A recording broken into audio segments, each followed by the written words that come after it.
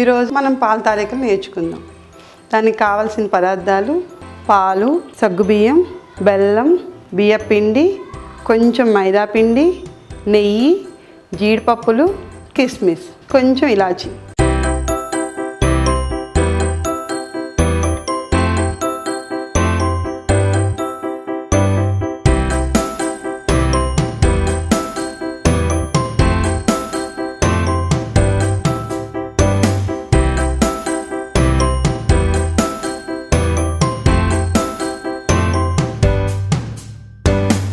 ఇప్పుడు తయారీ విధానం తెలుసుకుందాం.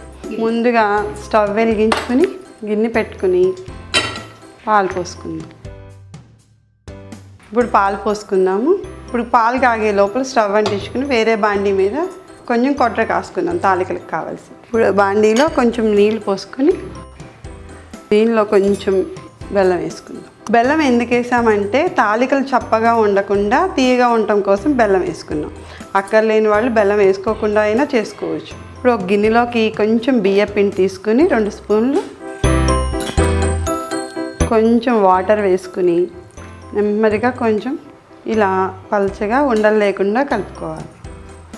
ఇలా కలిపిన దాన్ని ఇప్పుడు ఇక్కడ ఇవి మరుగుతున్నాయి కదా, దీనిలో నెమ్మదిగా ఇలా పోసుకుంటూ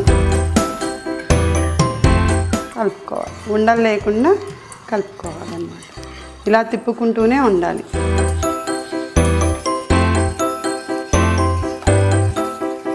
ఇది ఇప్పుడు రెడీ అయిపోయింది. ఇప్పుడు ఇలా తయారైపోయింది కదా, దీనిలో నెమ్మదిగా కొంచెం కొంచెం బియ్యపిండి కలుపుకుంటూ ఉండలు లేకుండా తిప్పుకుంటూ ఉండాలి.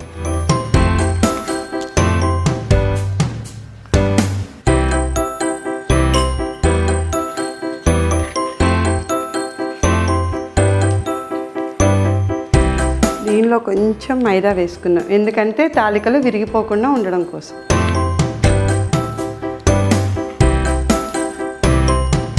దీనిలో కొంచెం 1 స్పూన్ నెయ్యి వేసుకుందాం. ఇది చపాతీ పిండిలాగా చేత్తో కలిపేసుకోండి.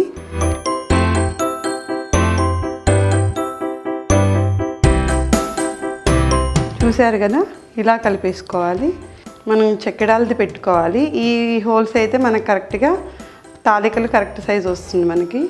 దీన్ని కొంచెం మనం లోపల నెయ్యి రాసేసుకుని తాలికల పిండి లోపల పెట్టేసి పాలు మరుగుతున్నాయి కదా, పొంగొచ్చినాయి. ఇప్పుడు మనం సగ్గుబియ్యం వేసుకుందాం. దీనిలో నానబెట్టిన సగ్గుబియ్యం వేసామండి, ఎందుకంటే తొందరగా ఉడకడం కోసం అని. ఇప్పుడు ఇవి నెమ్మదిగా ఉడుకుతూ ఉంటుంది. ఈ లోపల మళ్ళీ ఇంకో గిన్నె పెట్టుకుని స్టవ్ మీద వాటర్ పోసుకుని బెల్లం వేసుకోండి. ఇది ఎందుకంటే పాకం పట్టుకుందాము. పాకం పట్టుకుని వడకట్టుకుని పాలల్లో చివరికి వేద్దాం.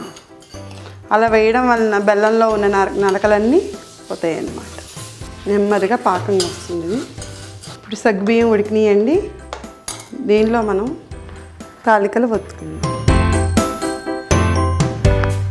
ఇలా నెమ్మదిగా ఒత్తుకుని ఇలా అనుకోవాలి.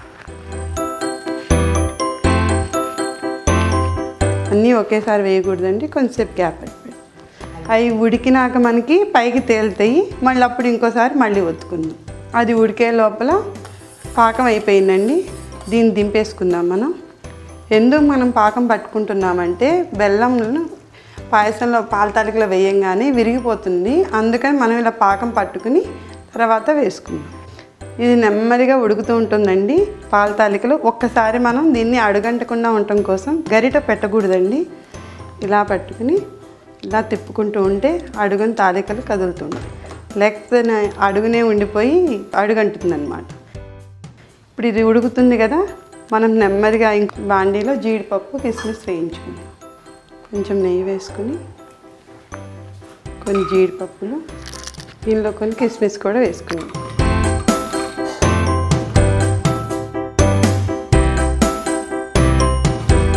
ఇప్పుడు ఇవి వేగిపోయినాయి కదా, మనం వీటిని ఒక బౌల్లోకి తీసేసుకుందాం.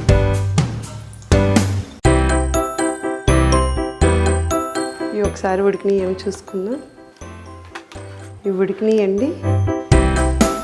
నేను ఒకేసారి వత్తట్లేదండి, చెక్కడాలలాగా కొంచెం కొంచెం వత్తుతున్నాను. ఎందుకంటే ఒకేసారి వేస్తే అవి రౌండ్గా చుట్టుకుపోతాయి.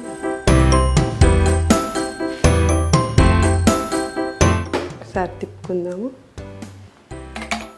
ఇది చాలా స్లోగా జరిగే ప్రాసెస్ అండి, చాలా టైం పడుతుంది, చాలా ఓర్పుగా ఉండి చేసుకోవాలి పాల తాలికలని.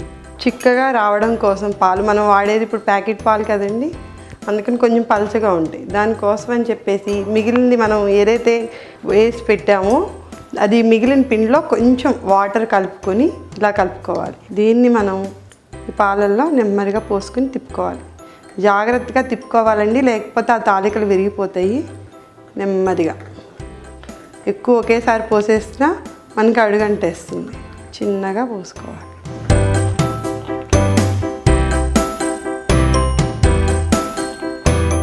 ఇలా గరిట చివరికి పెట్టి తిప్పుకోవడం వల్ల మనకి తాలికలు విరిగిపోవు, తాలికలు మధ్యలోకి ఉంటాయి కాబట్టి.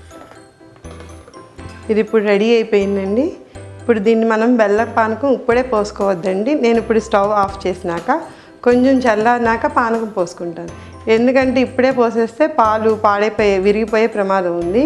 అందుకని కొంచెం మనం ఎలాగూ పాకం పట్టుకున్నాం కాబట్టి కొంచెం చల్లారినాక పోసుకుందాం. ఇది కొంచెం ఇప్పుడు చల్లారిందండి. మనం పట్టుకున్న పాకం కూడా చల్లారింది. మనం దీన్ని వడకట్టుకుని పోసుకోవాలి.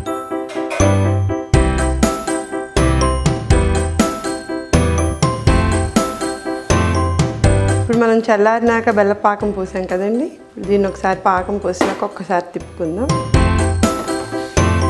తిప్పుకుని దీనిలో కొంచెం ఇలాచీ, స్వీట్ అంటేనే ఇలాచీ పౌడర్ ఉండాలి కదండి, ఆ ఫ్లేవర్ తెలియాలి కదా. ఇప్పుడు కొంచెం డ్రై ఫ్రూట్స్ ఇందాక వేయించుకుని రెడీగా పెట్టుకున్నాం కదా, అవి వేసేసుకో. ఒకసారి చిన్నగా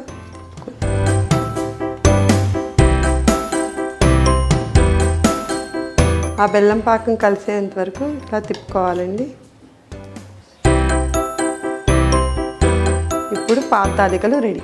దీన్ని మనం వెంటనే సర్వింగ్ బౌల్లోకి తీసుకోకూడదండి, ఇది ఇలాగే ఉంచుకోవాలి. చల్లారినాక మనం బౌల్లోకి తీసుకోవచ్చు. ఇప్పుడు తాలికలు చల్లారినాయండి.